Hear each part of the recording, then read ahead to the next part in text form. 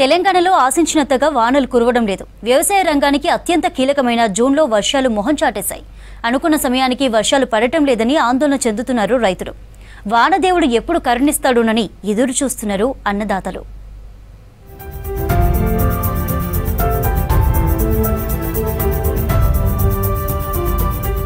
తెలంగాణ రాష్ట్రంపై వరుణుడు కరుణించడం లేదు. జూన్ నెల చివరికి వచ్చినా ఆశించినంతగా వర్షాలు పడటం లేదు.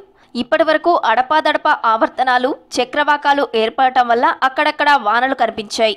రాష్ట్రంలో 5 జిల్లాల్లో సాధారణ వర్షాలు కురిశాయి. ఈ ఏడాది జూన్లో కురవాల్సిన వర్షానికంటే 23% తక్కువ వర్షపాతం నమోదైందన్నారు వాతావరణ శాఖ అధికారులు ధర్మరాజు. హైదరాబాద్లో సగటున 10% జూన్లో రావాలి, కానీ దాదాపు 2.4 సెంటీమీటర్లు నమోదైంది. 76% వర్షపాతం గ్రేటర్లో తగ్గింది.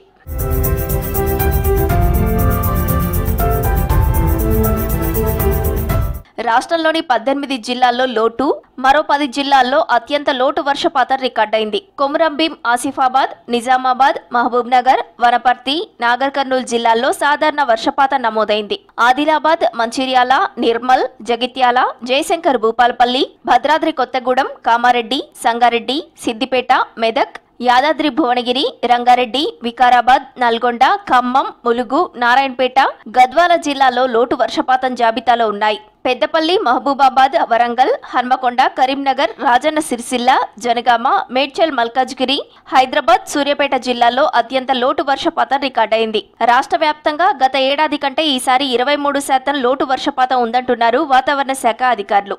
ఇంకా చూసుకున్నట్లయితే జనగాంలో 64%, అలాగే పెద్దపల్లిలో కూడా సుమారు 55%, అలాగే సంగారెడ్డిలో కూడా 68%, సూర్యాపేటలో 58%, ఇంకా చూసుకున్నట్లయితే యాదాద్రి భువనగిరిలో 59% వర్షపాతం అనేది లోతట్టుగానే ఉంది. ఓవరాల్గా తెలంగాణ రాష్ట్రం కనుక చూసుకున్నట్లయితే ఇప్పటి వరకు కూడా సుమారు 88.4 మిల్లీమీటర్ల వరకు కూడా వర్షపాతం అనేది నమోదైంది.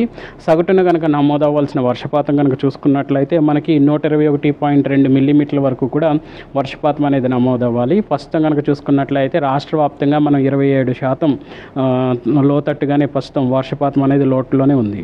ప్రతి ఏడాది వానలు కురవడానికి ప్రధానంగా నైరుతి రుతుపవనాలు మే నెల చివరికి వచ్చేశాయి. కానీ పశ్చిమ గాలులు, నైరుతి గాలులు ఉన్నా కూడా గాలిలో తేమ శాతం తక్కువగా ఉండటం వల్ల వర్షాలు అంతగా కురవడం లేదు అంటున్నారు వాతావరణ శాఖ అధికారులు.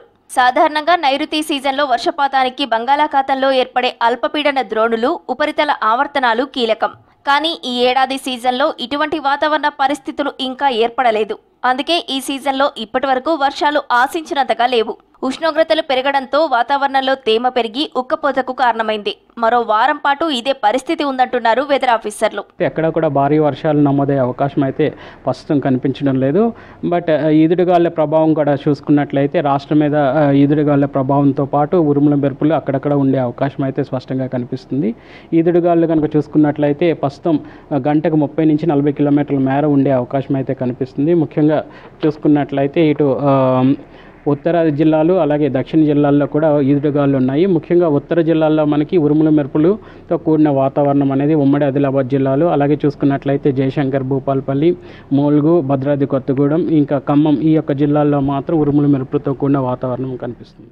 లాస్ట్ ఇయర్ జూన్, సెప్టెంబర్లో మంచి వర్షాలు కురవగా ఈసారి జూలై, సెప్టెంబర్లో మంచి వర్షాలు కురిసే అవకాశం ఉందంటున్నారు వెదర్ ఆఫీసర్లు. రైతులు అధిక నీరు అవసరం లేని పంటలను వేసుకోవాలని సూచిస్తున్నారు.